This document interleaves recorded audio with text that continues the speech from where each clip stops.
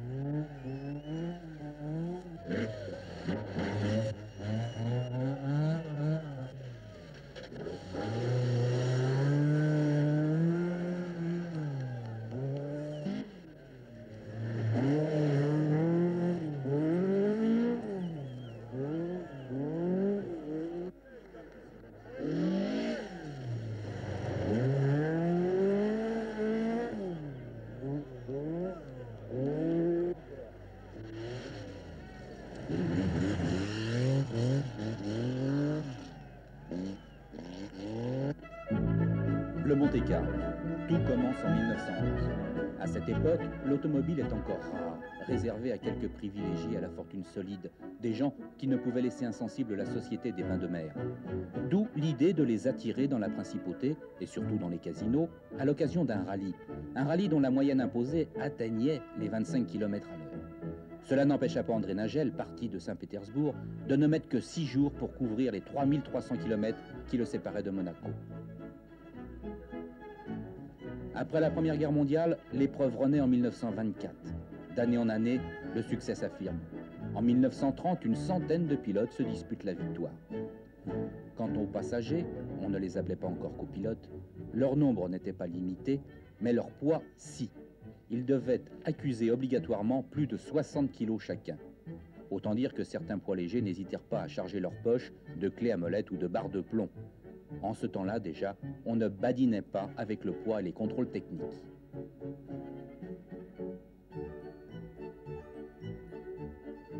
Les commissaires se montraient impitoyables tout au long de la course.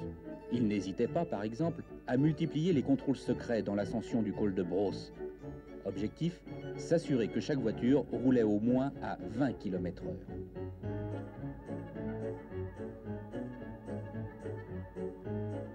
Col de Brosse et la montée de la Turbie, c'étaient alors les deux épreuves qui départageaient les concurrents.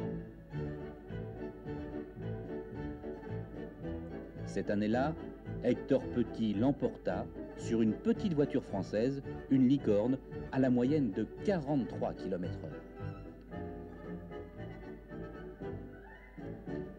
Seconde Guerre mondiale, nouvelle interruption pendant 10 ans. En 1949, le rallye renaissant connaît un rush de participants, 230 engagés. Mais le rideau de fer exclut de l'épreuve la moitié de l'Europe. Hotchkiss truste les premières places.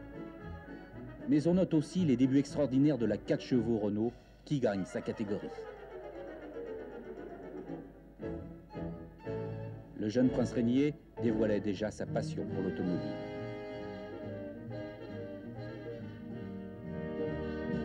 En 1955, le rallye revêt un caractère sportif plus évident. Avec entre autres un parcours de concentration et un circuit de montagne dans l'arrière-pays niçois.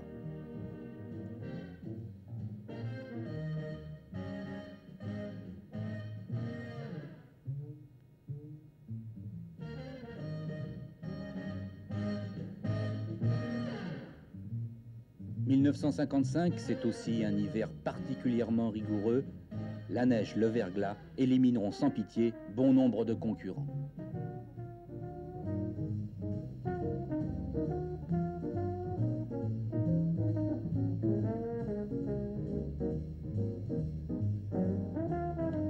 Et oui, hélas, l'année prochaine peut-être. 1962, le cinéma d'actualité prend des couleurs, mais certains pilotes pâlissent dans les méandres de Monaco. Le rallye emprunte pour la première fois le célèbre circuit en ville qui complète les épreuves spéciales créées l'année précédente.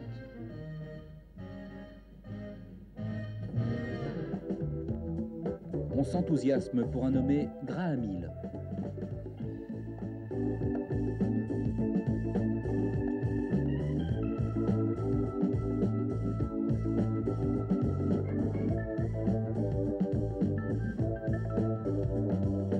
Durant les 4 tours du circuit, on découvrira aussi cette année-là l'acharnement de Pat Moss, grande dame du volant, dans sa Mini blanche. On assistera aussi à des luttes épiques entre l'énorme Suédois Carlsson sur Saab, qui gagnera 2 années de suite, et l'Allemand Bohringer sur Mercedes.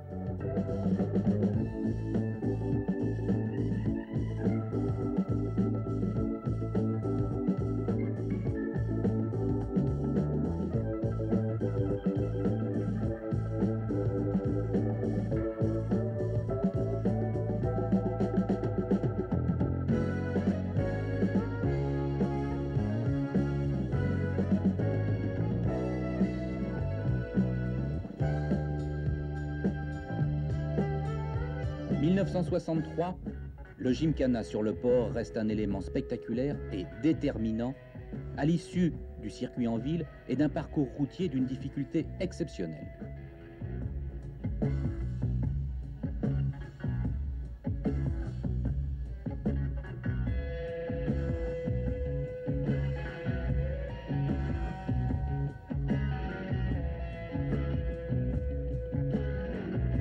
Le calcul par indice permet alors aux petites cylindrées de s'imposer et l'on voit poindre déjà au détour du chronomètre le court museau des Mini Cooper.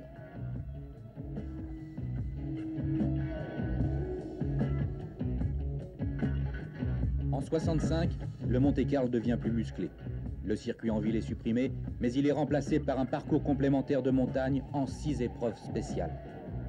C'est déjà presque le rallye actuel, où conduire vite sur la neige devient priorité absolue.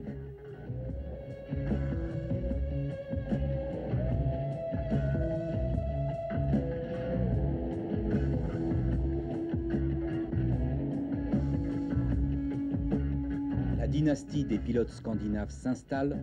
L'un d'entre eux réalise l'exploit de rallier la principauté sans pénalité routière. C'est Mäkinen sur Mini Cooper. Son exploit fera de lui l'un des plus brillants vainqueurs.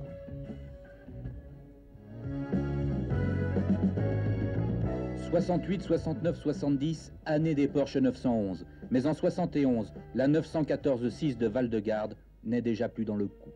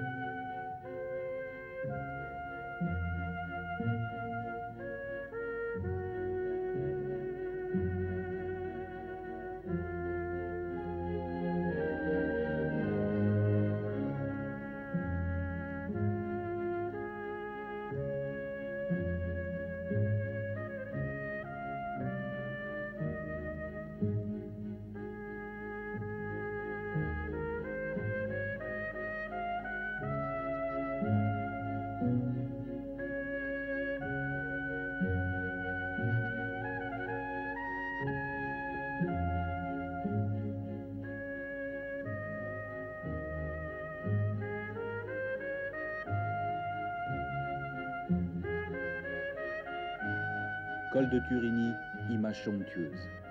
Le talent des pilotes et les progrès techniques permettaient ces glissades diaboliques. On pouvait alors utiliser sur les berlinettes des pneus neige à 650 clous pyramidaux.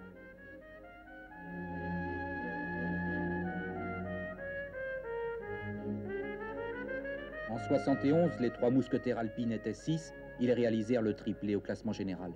Et déjà, la légende Ragnotti perçait sous la furia du petit Jeannot.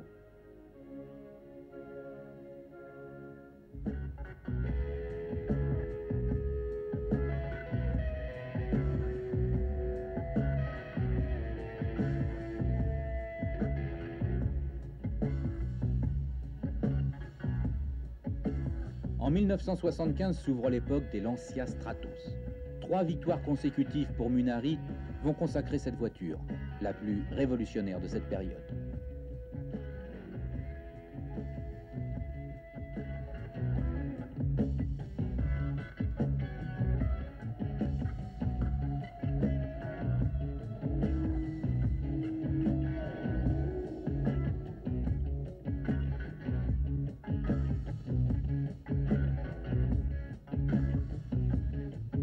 La Stratos marque un tournant dans la stratégie des constructeurs. Désormais, ils commenceront par concevoir un prototype spécifique pour les rallyes qu'ils tenteront ensuite d'adapter aux besoins de Monsieur Tout-le-Monde.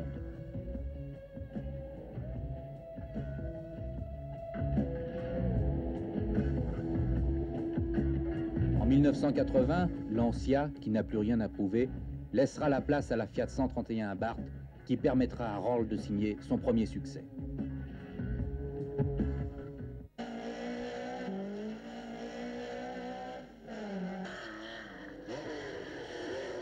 En 1981, une lutte sans merci va opposer la Porsche de Terrier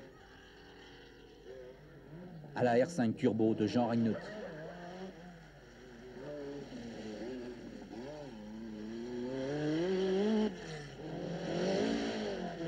Le duel sera arbitré par les Lotus, championnes du monde cette année-là.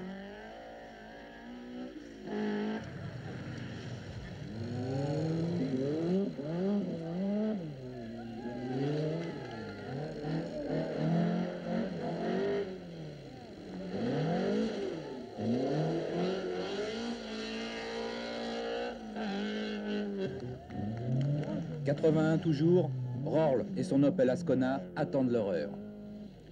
De son côté, Audi signale sa présence et se met à rêver à la victoire.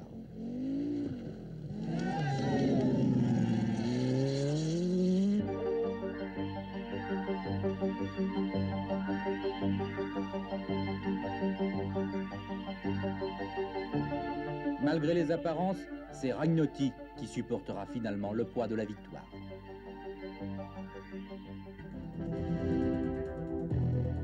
Aujourd'hui, la couronne est sur la tête de l'Allemand Roll. Faisons les comptes. 1980, premier Roll sur Fiat Abarth. 82, premier Roll sur Ascona 400. 83, premier Roll sur Lancia Rally. 84, premier Roll sur Audi Quattro. 4 victoires, 4 voitures différentes. Roll est bien le roi du Monte-Carlo.